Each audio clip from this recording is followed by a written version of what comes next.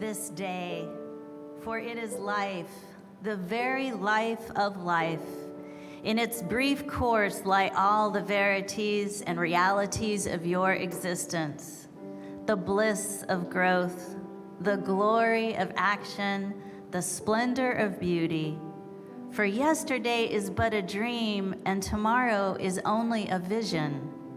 But today, well lived, makes every yesterday a dream of happiness, and every tomorrow a vision of hope. Look well, therefore, to this day. All right, so here's what I'm going to need for you. We're living in a new reality where it is 9 o'clock, not 8 o'clock. So I need you to stand and sing. Wake them up a little, Lee. With vigor.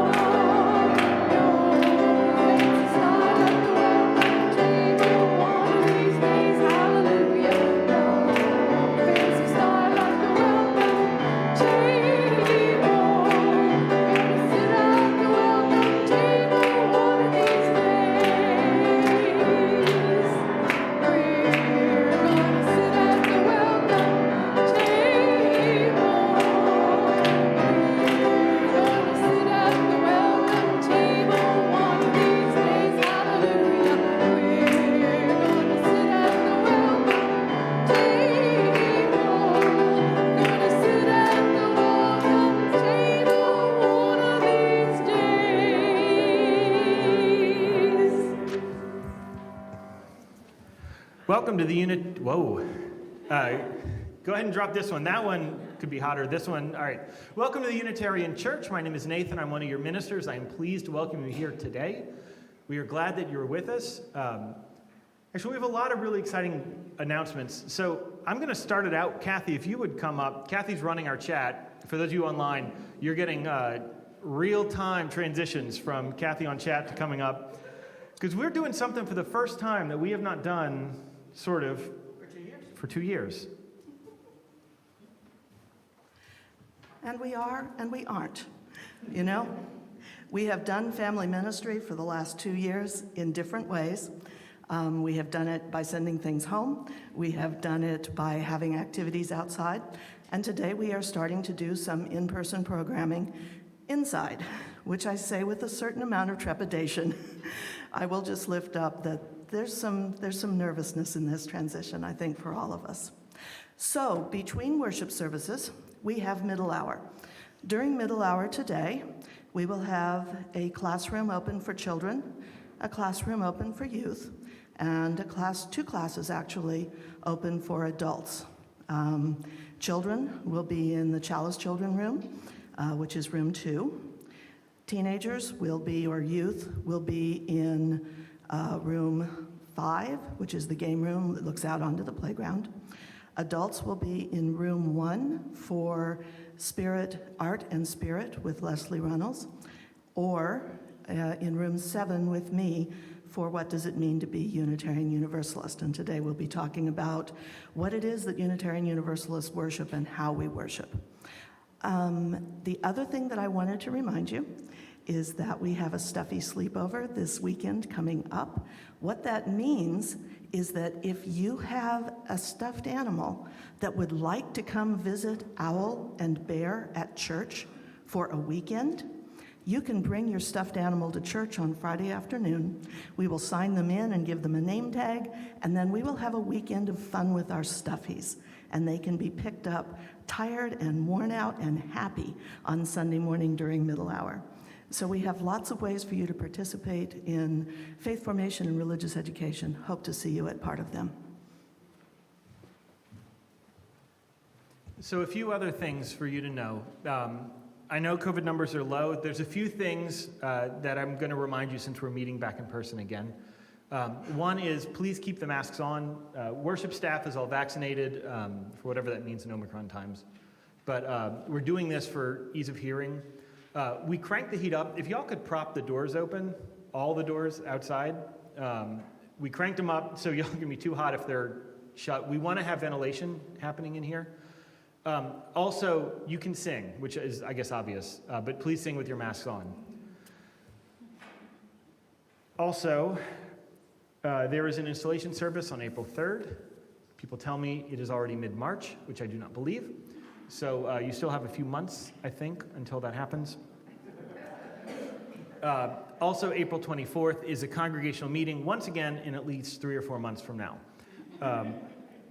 Next weekend, we are having Paula Cole-Jones virtually come online to do a whole workshop on the 8th principle. The whole weekend, think of it as sort of 8th principle weekend.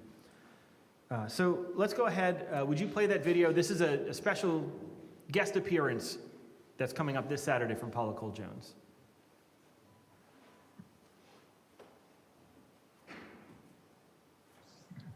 We, Unitarian Universalists, are a community of communities, living our values, fulfilling our mission in the world, and working to build the beloved community.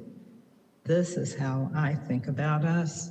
Hi, I am Paula Cole-Jones, a lifelong Unitarian Universalist. I look forward to meeting you soon. It won't be long before we are together for a workshop on the 8th principle and building a culture of inclusion. I hope that you will join us. So much has happened in recent years. Our culture is changing. The world is changing.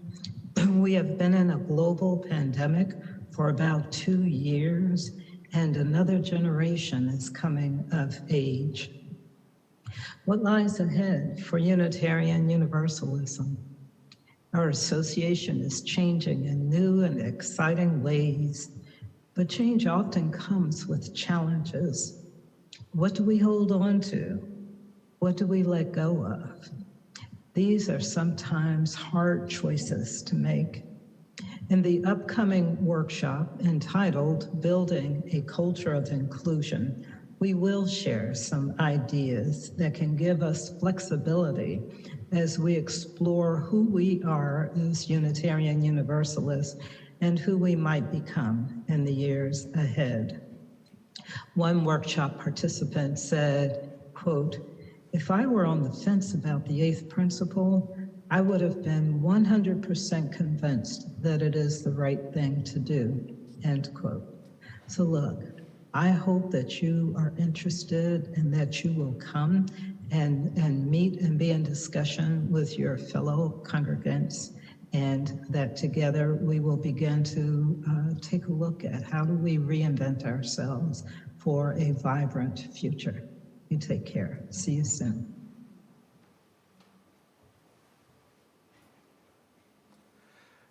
So there's this quasi-complicated theological, or I guess systems topic that we've been taught over and over. It's called Self-Differentiation. It's a whole systems theory by Peter Stanke and some other people smarter than me. But one of our colleagues, Reverend Susan Smith, synthesized this whole concept down to this question. And I'm going to ask you to take this question and pull it throughout the service today. Really, the question you have is, what's your stuff and what's not your stuff? That's it. The whole question. What's your stuff, what's not your stuff? And it'll go deeper in the service, but I thought of 2 examples. So one is, so many of you know I'm vegan, and I've been that way for a long time. What I put in and not in my body is my stuff. Often, people get very defensive about what I eat, and they will either aggressively or subtly try to give me other food or quiz me on what it is. It's true. It's happened my whole life. That's not my stuff. Does that make sense? In other words, someone else's reaction to what I decide to put in my body, not my stuff. I reached out to some colleagues about this to look for examples, and one of them shared, this is a little bit of a harder example. Some of the names and locations have been changed to protect the story, but it's shared with permission. So this colleague was telling me about a family member, I think it was a sister, who has, since the pandemic, become more and more isolated and living in their house. That's not, let's pretend it's me, it's not. But so it's not my stuff to get my sibling out of the house. My stuff is to love my sibling. My stuff is to offer support. But whether or not that person actually leaves the house is not my stuff. Does that make sense? I just want you to kind of have that concept. It felt reductive to me when I first heard it, but it stuck with me for more than a decade. So maybe it'll be useful for you as well. It's good to be together.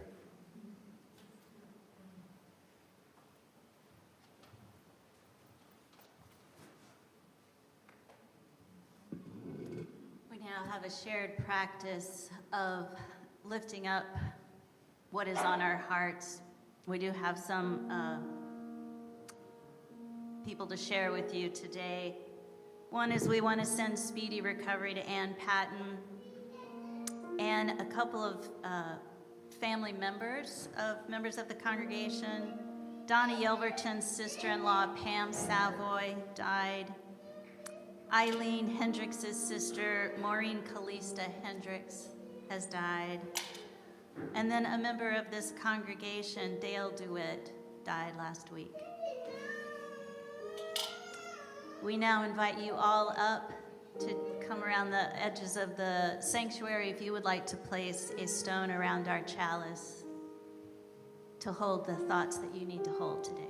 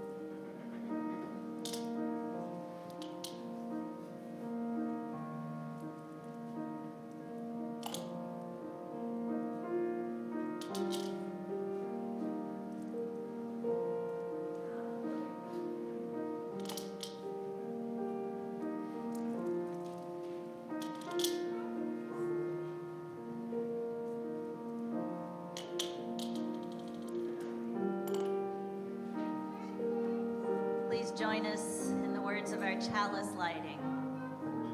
With hope to make this a better world, we light this flame. Its light is a symbol of the power of love.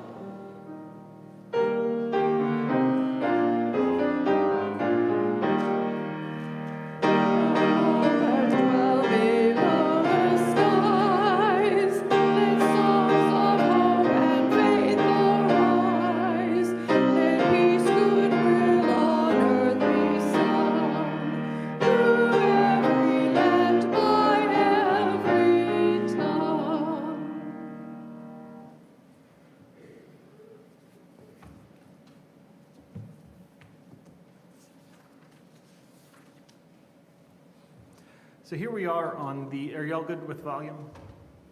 I don't have a way for the online people to tell me, but tell Kathy, and then she can run in here and tell me if volume's bad. So here we are in the second week of Lent. For those of you who don't know, Lent it's primarily a Catholic, but many Protestants do it as well. It's a time of fasting and accountability and repentance. It's a mirror of the 40 days Jesus spent in the desert before he began his ministry. In the Christian calendar, it's a time of preparation before Jesus is killed and resurrected.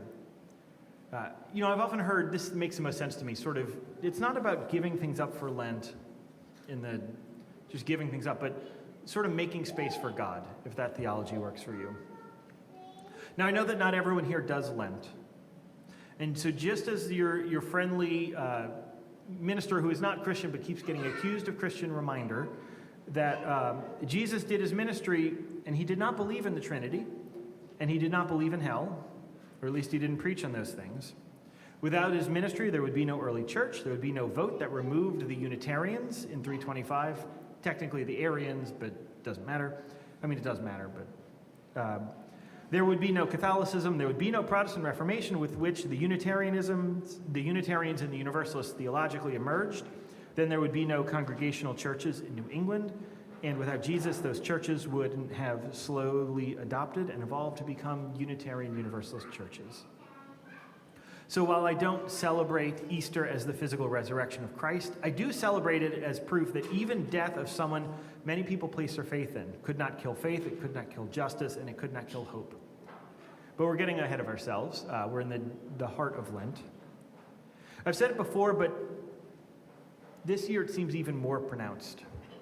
I believe strongly that there is a natural liturgical arc to our living. Thinkers, worshipers, and theologians over the generations have placed holidays on top of the natural liturgical arc. We know the cold days of winter are hard, so we stuck Christmas right in the middle of that. We know that the time of spring, because it's supposed to feel better, can actually feel worse for a lot of people who expected their sadness or grief or depression or whatever to get better with the season, didn't. So we stick Lent right there. With only a few exceptions in my 10-year ministry, Ash Wednesday has always been very difficult. I've spent Ash Wednesdays at courthouses and funeral homes and all sorts of all sorts of places that just sort of bring about sadness. And last Sunday, the first Sunday of Lent, I was scheduled to be at another church, but we had so much bad news to announce that was so heavy that I decided to sneak in here to preach it before I could leave and still get there in time to be at that other service. Ash Wednesday, this church experienced the death by suicide of an adult child of a church member and the death by homicide of the father of an estranged church member. Also the death of a niece and of an uncle. Not on Ash Wednesday, but we announced it on Sunday. Marla Elsie's father was memorialized on Friday in Bogalusa, and Holly Haymaker and Dick Haymaker's son, Webb, will be memorialized here on April 16th. I don't think honoring Lent causes this type of thing. I think this type of thing happens, and over the generations, we figured out a pattern and placed holidays on top of it. So I'm guessing for some of you, this has been a really tough 10 days. Also, there's a war going on, which has not been easy either. Also, today when the cases are low, this Sunday marks the 2-year anniversary of us shutting the church down when the pandemic got to America. I don't want to spend a lot of time marching through the bog of sadness today. Instead, today is an acknowledgement of how difficult things have been. It's a recognition that we are still together.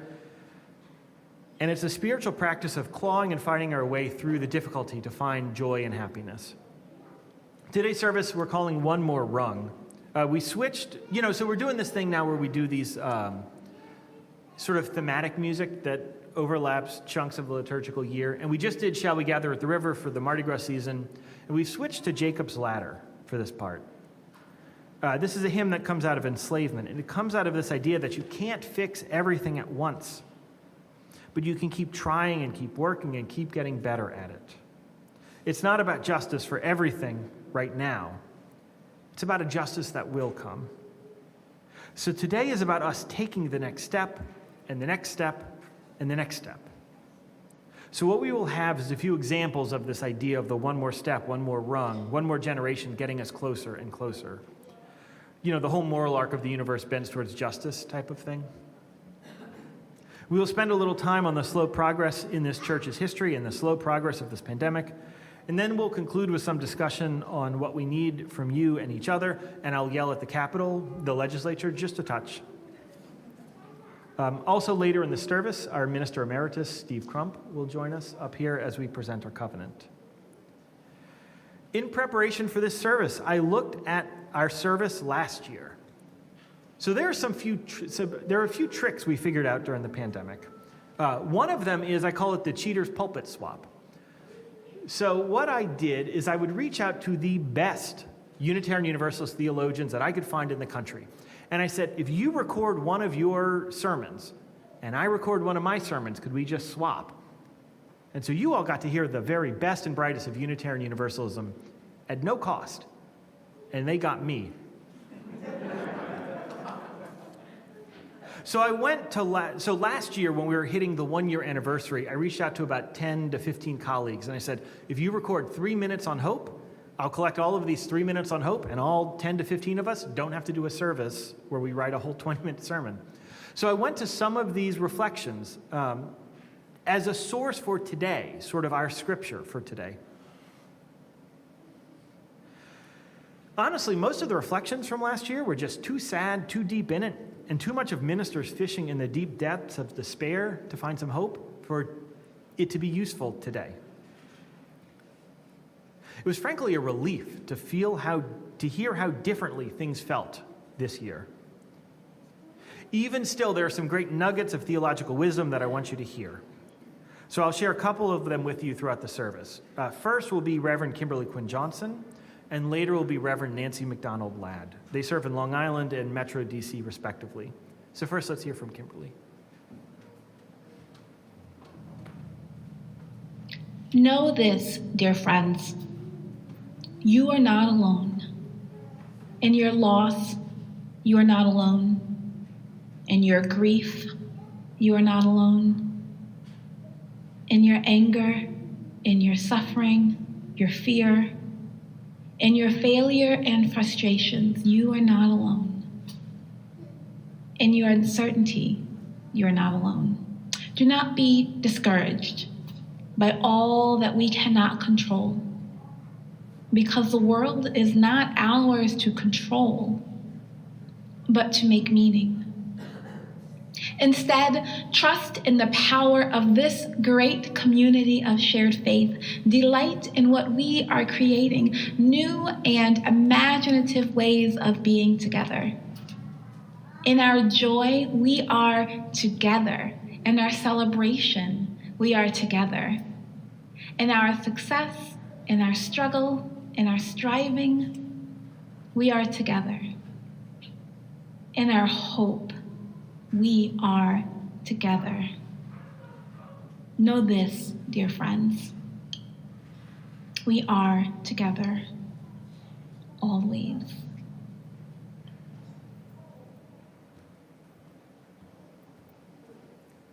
We are indeed together always, and now we begin another shared spiritual practice of the offering. And every month now we share part of our offering with an organization that shares our values that we are together with. And this month is the Capital Area Alliance for the Homeless. So please contribute generously that they know that we are together.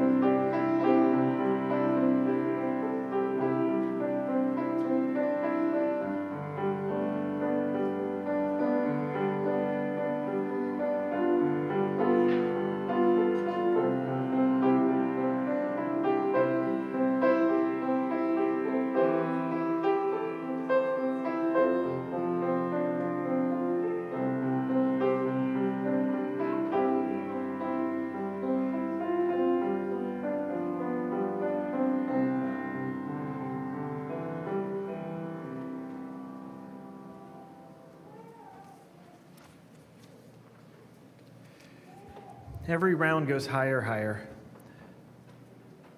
It just occurred to me that this is my first time leading service with you inside since mid-December. It's good to be back. It's good to see you. This congregation was founded in 1951. It's been a number of years in being nomadic, floating from building to building, meeting in a synagogue, a votech, the old state capitol, rundown houses, all because the congregation was unwilling to turn its back on liberal theology, its priority of compassion and critical thought over orthodoxy and tradition, and its intention to always look into the face of segregation and to build a better way. The church eventually settled on this land, the land that was once a part of the Little Misery Plantation. That's not our name, that's the name that's from the documents. To build a church. It started what would become a normal cycle for most Unitarian Universalist churches.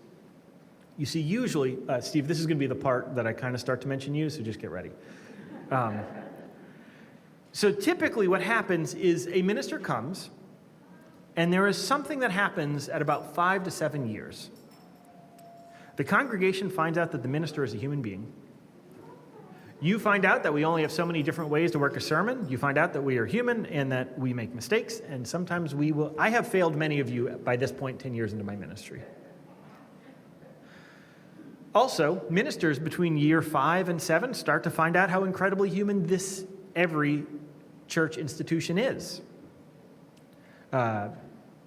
The promises the search committee made about wanting to change or the direction they were going in, they get overshadowed by the intransigent systemic patterns that keep a church small and stuck in its ways. So there's something that happens to ministers between years 5 and 7 where they look at the church and say, you're not who you promised to be. You're a little too human for me. And most churches and most ministers get to that point and they decide to go in their separate directions. The Methodists figured that out. They pick a minister up every 5 years and place him. So what happens is the new minister comes in and the church starts to grow and it starts to progress. And then they both realize that they're human and the church sort of reverts back to how it was before the minister. And they get in this cycle over and over. And this church spent most of the late 60s and 70s in that cycle. But this church did something strange in 1983. You called a minister who broke the cycle, and the minister came and you also broke that cycle. Let me say this another way. What you were supposed to do was you were supposed to have Steve come from 83 to about 88. That was when the first fight was, right? You were supposed to either force him out or he was supposed to say, I'm not dealing with this and leave. And you were supposed to revert back to about 150, 200 members, bring another minister in. They last 5 to 7 years, like that. But you didn't do that. In 1997, you grew enough to bring in a second minister. I was not here. Actually, I was literally here for that. I was a student at LSU and I joined the church then. But I wasn't here in the depths of it. And from what I heard, it just wasn't a good fit. And that ministry ended 10 months after it started. And this church waited almost 15 years to bring in another second minister. And in 2012, you decided to try again, and that was me. 2018, your then senior minister, Reverend Steve Crump, announced he would retire at his 40th year of ministry, 36 with this church. Congregation named him Minister Emeritus, the first in this congregation's history. And Steve began his retirement. It is very common for a minister to move away or to hide themselves from a congregation after they retire. They do this to make space for the newly called minister and its ministry to create its own roots as this new bond is formed. But I would imagine it is also difficult to intentionally and vocationally love a people and an institution and then have to find a way to step away from it. After Steve's retirement, this congregation began a 3-year discernment process. You brought in an interim minister, but before the interim minister could start, you brought in an interim minister. And then when the interim minister left after the 1-year contract expired, you brought in an interim minister. That middle interim, his interim period spanned the pandemic starting. In November of 2020, you called me to be your next senior minister. I still remember that day. Lee and I were the only ones in the sanctuary. And I walked home. I was so nervous about that congregational meeting while you were voting. And then when I logged into Zoom to find out the results, you told me before the audio connected. So I didn't know what the results were, but I couldn't get anyone to tell me.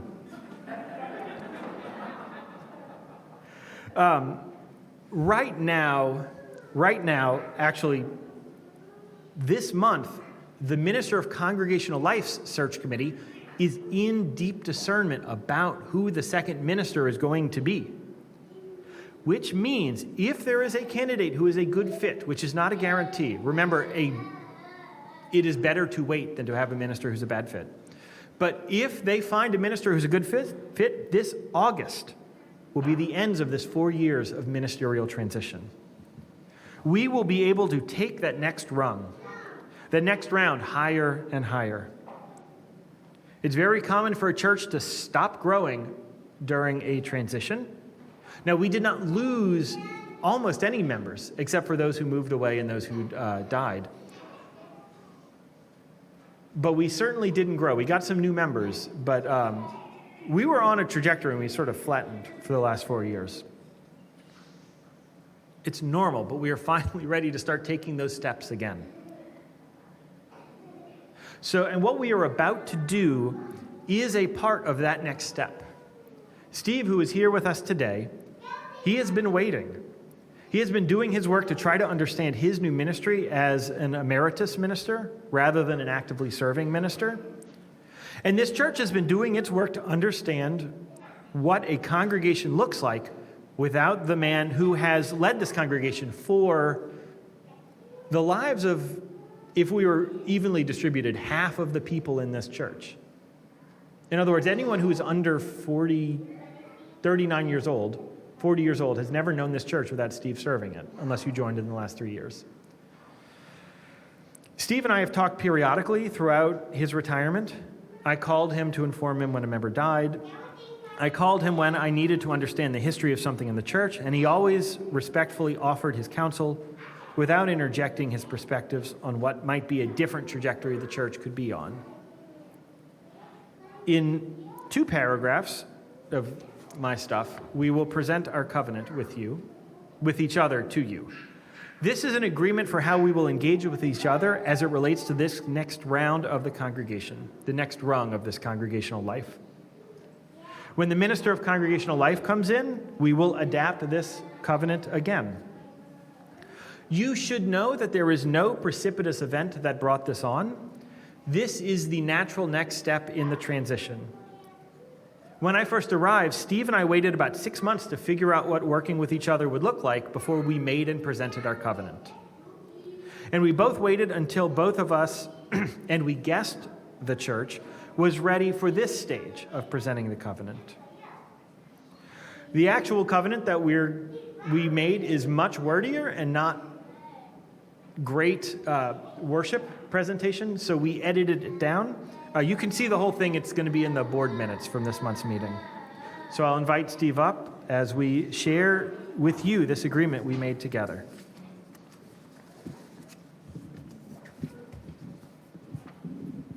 Well, good morning. It's good to be back. Thank you, Nathan, for those nice words. You ready? A covenant between Nathan A. Ryan, Senior Minister of Unitarian Church of Baton Rouge, And Steve Crump, Minister Emeritus, Unitarian Church of Baton Rouge. Steve served this congregation as full-time minister for 36 years, from January 1st, 1983, through January 5th, 2019. We recognize that he knows many congregants well and will remain in the consciousness of those and others. And Nathan has served this congregation from August 1st, 2012, as a second minister. He has served as senior minister since January 6, 2021. Currently, it is Steve's intention to reside in Baton Rouge. Also, just so you all know, this is not part of the covenant. We wrote this together and then we divided it up. So it's not, I don't know, it feels a little awkward because there's a bunch of pronouns we're going to swap out and things, but this is just for presentation. Currently, it is Steve's intention to reside in Baton Rouge and maintain his membership in this church. We recognize that Steve's experience represents a special resource for any hired or called ministers. And we recognize that this situation could present questions for the ongoing ministry of the congregation. I've often stated that my presence in the region should not impede or undermine ministry at the church in which I continue to belong as a member. Page turn. It is now important to acknowledge a relationship that definitely has changed. During the interim period, Steve and I agreed that it was best that Steve stay away from the congregational activities and that we would discuss the details and nature of any reentry on Steve's part, should a reentry be mutually desired and agreeable. As a lifetime member of the UUMA, that's the Unitarian Universalist Ministers Association, he will be welcome to attend and engage in all UUA and UUMA activities, including cluster, district, and regional activities. All of the duties, responsibilities, and privileges of the senior minister, however, now rest with Nathan. I have no duties, responsibilities. Should I smile when I say this part? Okay, I'll do better at the second service. I have no duties, responsibilities, or privileges per se, except having automatic delegate status at the General Assembly and having my name listed as Minister Emeritus status in publications. And I do want to flag this one. So this is probably going to be the most significant clause that we just read.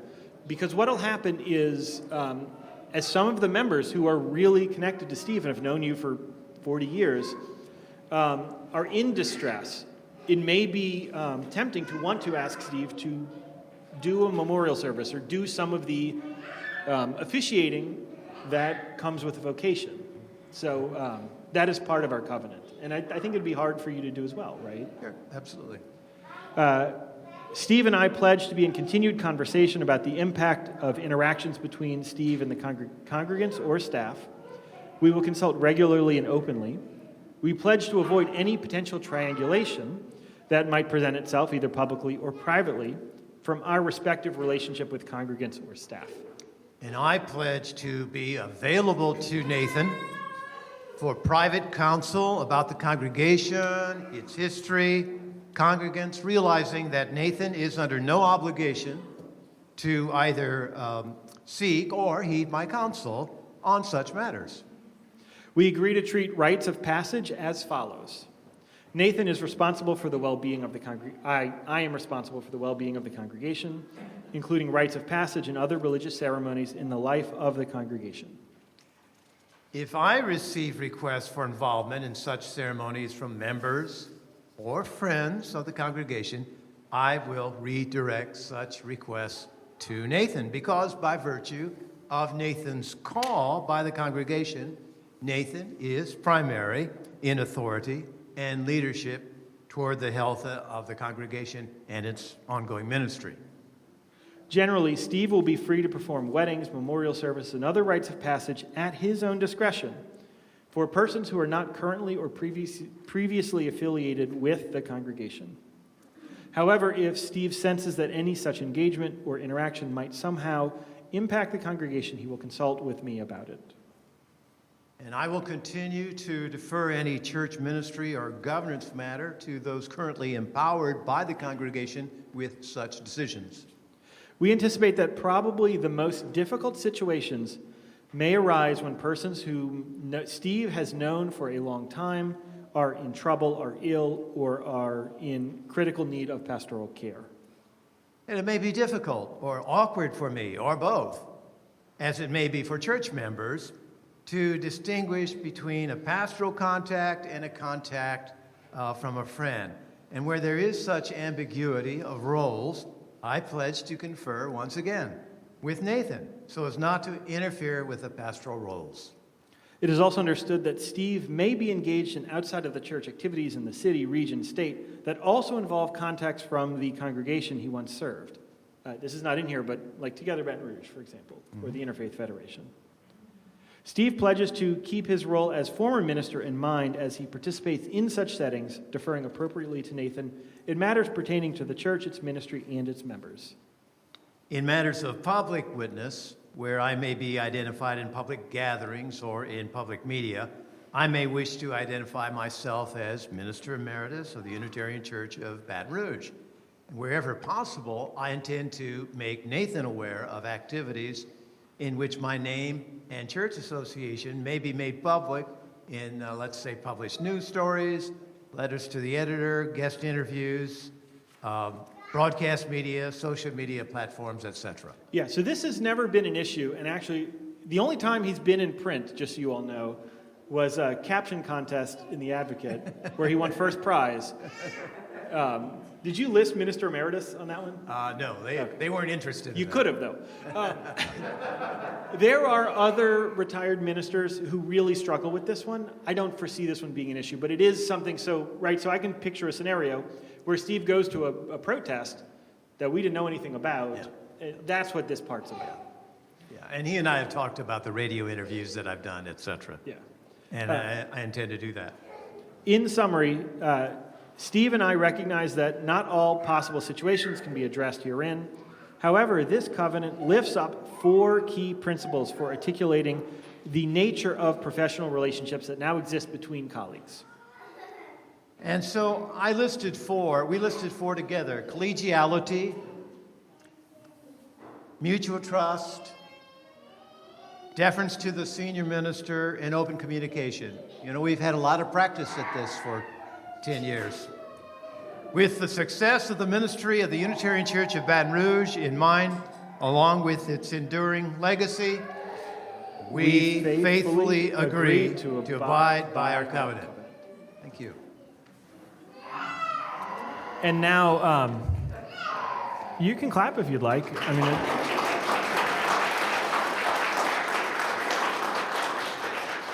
now we're going to sing this next hymn. That was my kid I made cry, so I apologize for that. I invite you to rise in body or spirit as we sing this next hymn.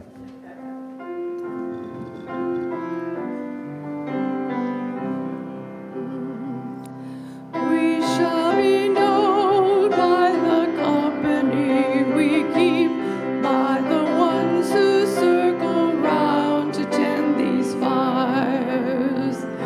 We shall be known by the ones who sow and reap the seeds of change alive from deep within the earth. It is time now, it is time now that we thrive. It is time we lead ourselves into the web.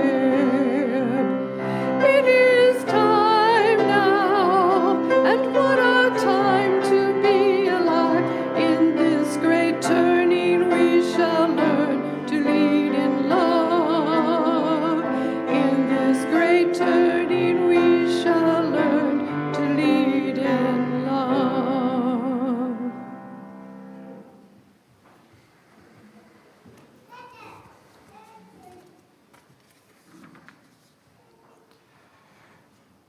If I stumble, will you help me? So I don't really want to talk about this next part, but because of the landmark anniversary we are facing, we have to spend a few minutes on it. Today, it's 2 years since we had that surprise shutdown. And whenever we're dealing with trauma, which all of the world is dealing with, it helps to have a narrative. The longer this goes on, the more strung out the narrative becomes because more people are going to want to avoid talking about it. I tried to write a simple narrative about 20 times when crafting this part of the service, and I couldn't do it. I tried to use a little trick where I find some external measure as a thread of the story of the last 2 years. Couldn't do it. What I mean by that is I tried to use numbers or experiences or events or staff transitions or, God forbid, deaths or highlights of the church year or holidays or any of those to craft a story of the pandemic as it relates to this church, and I couldn't make it work. I wonder if it's because I'm too exhausted from the pandemic. I wonder if it's because you're too exhausted from it and I didn't want to bring you through it. I wonder if it's because it's been one hell of a last 2 weeks. I wonder if it's got to do with the fact that in my mind, the pandemic has been bookended by 2 Mardi Gras. I'm going to be processing that one for a while. But whatever the reason, I could not find a quick way to build a narrative of what we have all been through. Maybe it's because it isn't over yet. Maybe, whenever a church member has a surgery, for example, like if a hip replacement or if they're doing a cancer surgery or something, whenever they get good news after the surgery, they think everything is great. And whenever they get bad news, they think everything is terrible.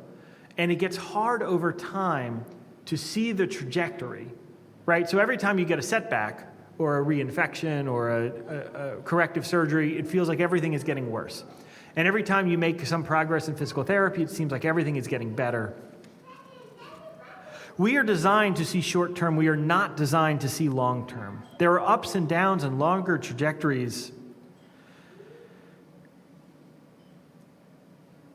How this church is dealing with the pandemic is similar.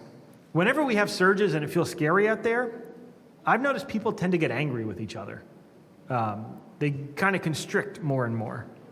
And then when the cases drop and there's so much sort of joy and excitement, there becomes this kind of impatience, like everything has to be fixed now.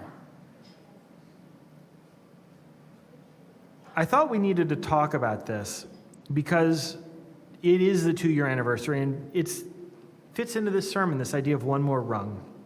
And it's easy for us to get lost in this. It's easy for us to think about everything as being bad or everything as being back. And that's just not true either way. We are struggling, all of us, the whole world is struggling. I have no doubt that that war in Ukraine right now is because of the struggling of the pandemic. I don't have the theology crafted around it, but I think it's all interconnected. Only by looking back can we see the progress we've made. We are not washing our groceries anymore. We're not living in a world where this virus is a mystery as much. We're not living in a world where we don't have the tools to keep each other safe. We know how to protect ourselves and we know how to protect each other. One rung at a time, we are getting there.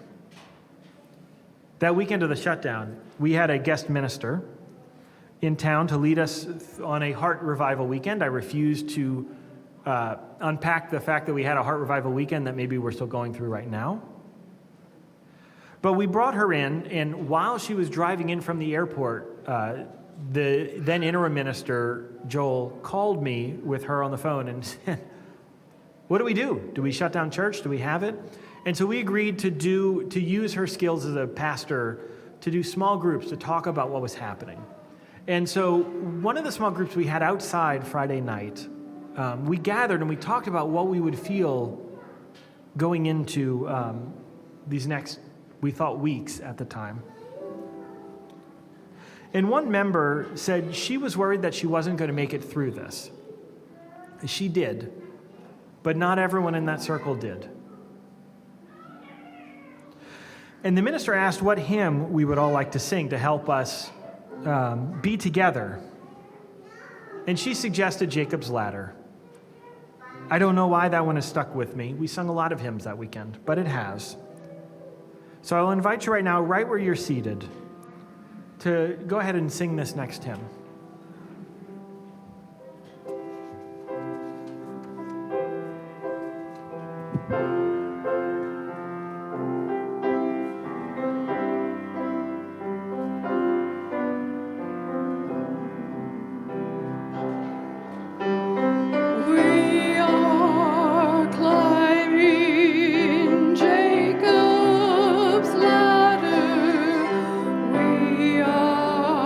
Climbing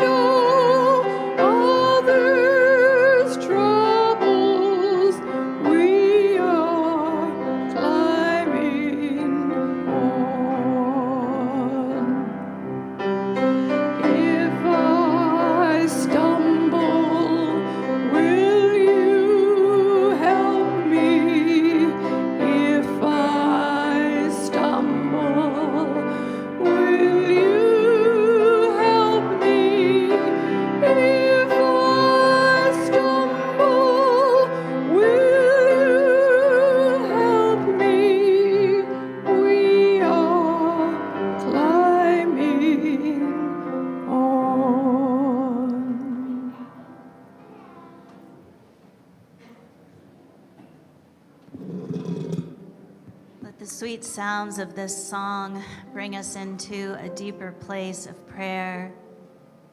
Please close your eyes if that feels right for you. Spirit of life, love, and liberation, we are gathered here together to understand your love, to understand how we can be together in a time when we're pushed apart. As we are holding collective grief in this congregation, in our bodies, of grief that is recent, of grief that is near, and even grief that is very old. Remind us that grief is not all we have. We have each other. We have our faith. We have our freedom. And we know what that feels like. And our hearts and our minds break that there is a war in some of our ancestral lands and in many ancestral lands. And that can cause fear of what might happen to the rest of the world or what might happen to our world. But we know in spirit and love and liberation that we can see a better world, that we can grow together into a world of peace. Amen.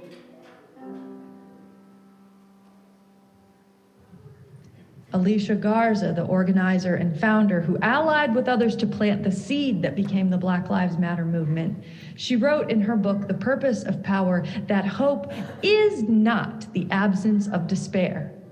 Instead, it is the ability to come back to our purpose again and again and again, because hope keeps singing through it all.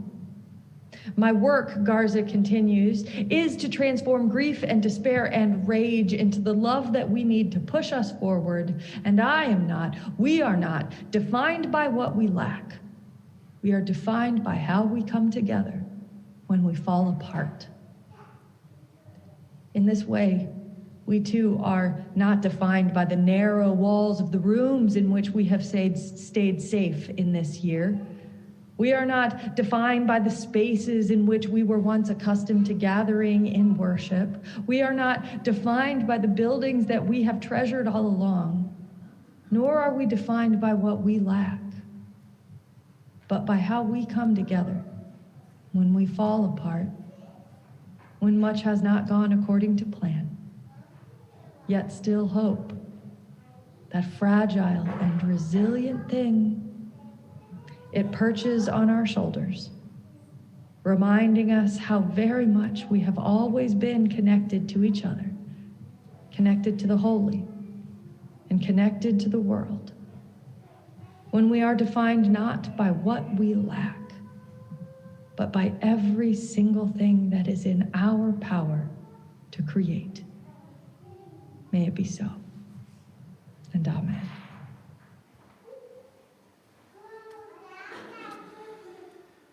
If I stumble, will you help me?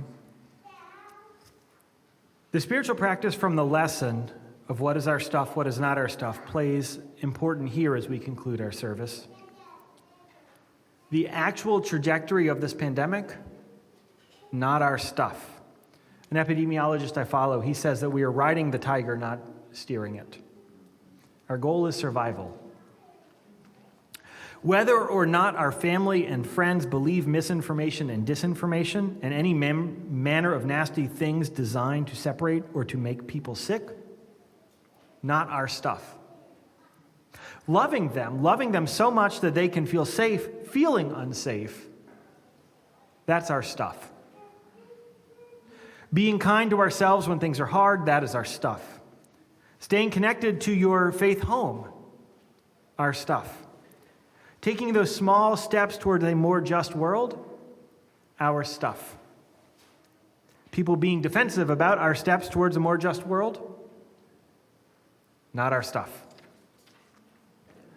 Pacing ourselves, our stuff. Knowing what our limitations are, our stuff. Right now, right as we speak, the legislature is preparing to be in session. Right now, as we speak, professional lobbyists, industries that stand to profit from divisions, wickedness in general is swirling all around the Capitol. Bet you didn't think you'd hear the word wicked in a Unitarian church. They are right now creating bills that they hope will become laws that will make Louisiana less safe. And that will make its people less safe. I don't know what they will come up with, but I know damage will be done. I know that they are using the most marginalized as pawns in their games of power accrual. I have no doubt that they will use trans children, trans and non-binary children, and target them and their families just like what Texas has done recently. Not to make anything better, but because they know that they can agitate and antagonize in ways that amass power. Pace yourselves. We cannot take it all on.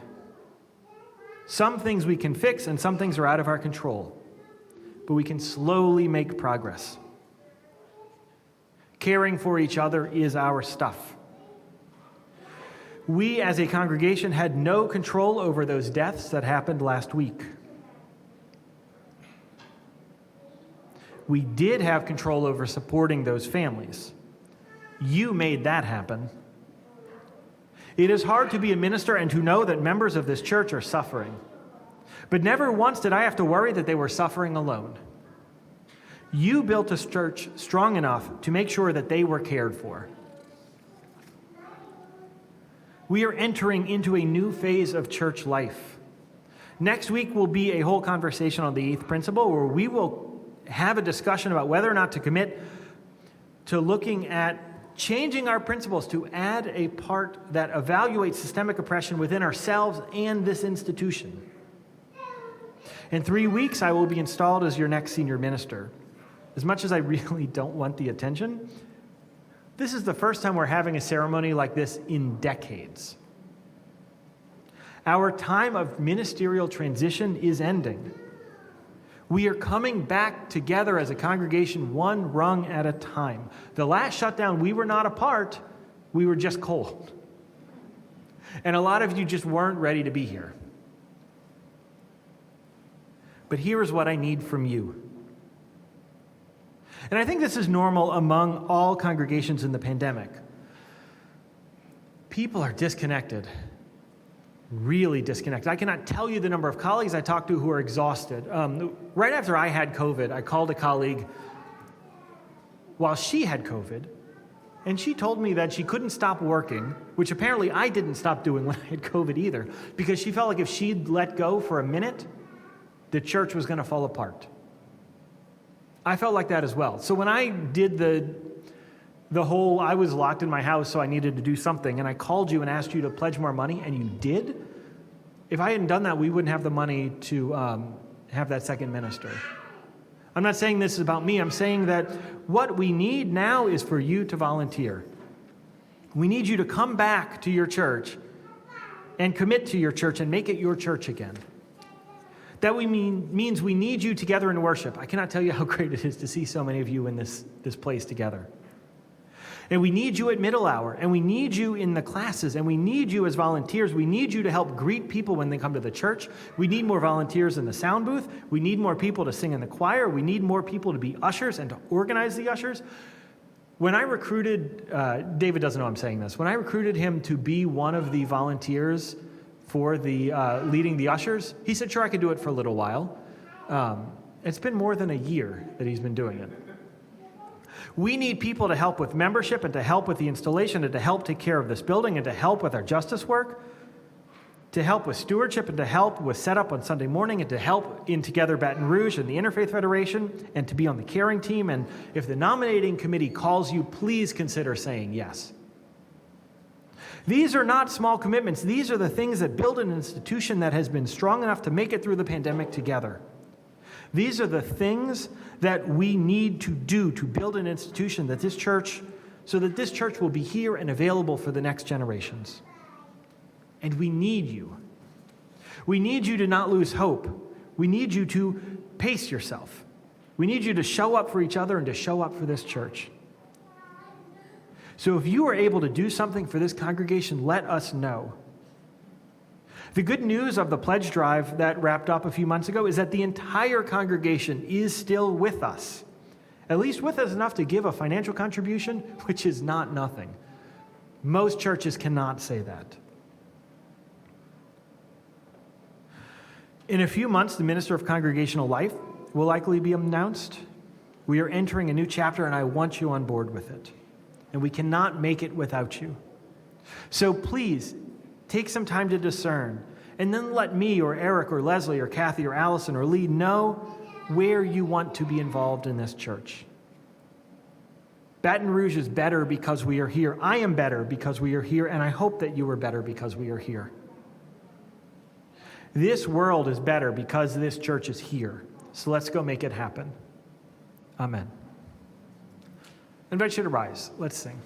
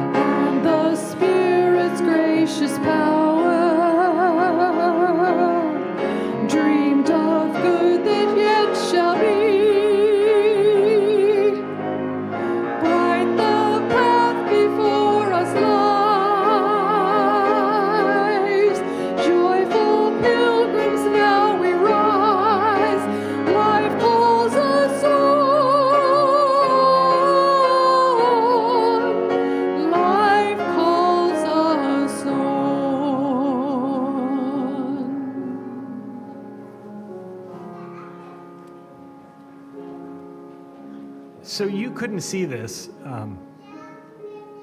It's going to be not a good benediction for the next service, but what you all could not see, as we were singing, I saw members of the search committee, because the search committee is going to meet, walking past, and I saw people I've not seen in a while who I know love teaching Sunday school, been walking by to go to their classes.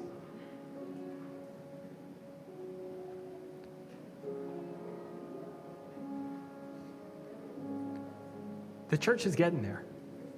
You have made it so the church gets there. The benediction I turn to probably more than any other, from Wayne Arneson.